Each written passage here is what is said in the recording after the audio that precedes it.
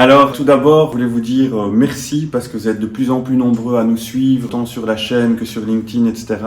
On sait que vous êtes particulièrement friands de conseils qui vous permettent de booster la valeur de vos actions, la valeur de votre entreprise. Alors aujourd'hui, on va vous donner un tips qui potentiellement peut au moins doubler la valeur de votre boîte, franchement sur une période qui n'est pas forcément très longue si vous arrivez à le mettre en place.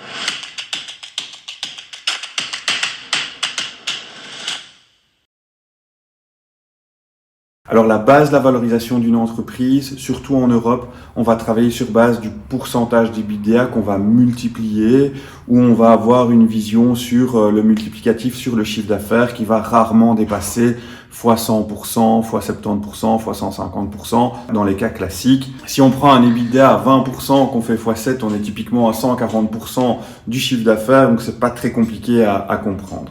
Par contre, ici, je voudrais vous parler des multiples d'ARR. L'ARR, c'est quoi?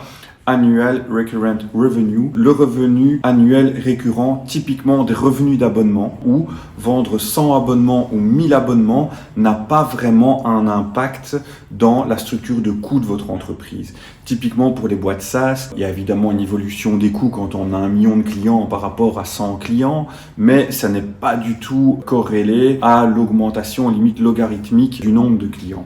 Et donc si vous avez une boîte de services qui fait 3 millions de chiffre d'affaires et que vous arrivez à défendre une valorisation de 3 millions, si vous arrivez à mettre en place une formule d'abonnement pour 300 000 ou 500 000 euros ou 1 million d'euros dans votre entreprise, de transformer une partie de votre service en package abonnement avec une augmentation de la croissance, on va pouvoir augmenter la valeur de votre entreprise parce que sur cette partie ciblée de votre modèle économique, on va plutôt discuter de x2, x3 jusqu'à x10 le revenu de ces abonnements.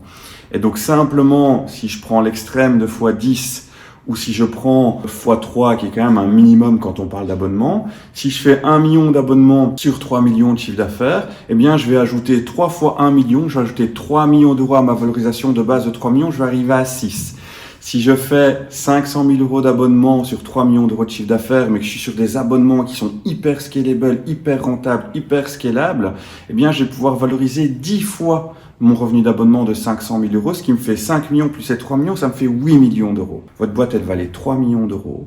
Après, elle en vaut 6 ou elle en vaut 8. C'est génial, non? Voilà, on espère que ces conseils vous permettent de comprendre vraiment de manière profonde les stratégies qui permettent de créer de la valeur dans votre entreprise. N'hésitez pas à remplir notre sondage en ligne qui permet d'auditer votre potentiel de création de valeur. C'est vraiment la base d'une discussion qui permet d'analyser si vous avez la capacité de mettre en place ce type de stratégie.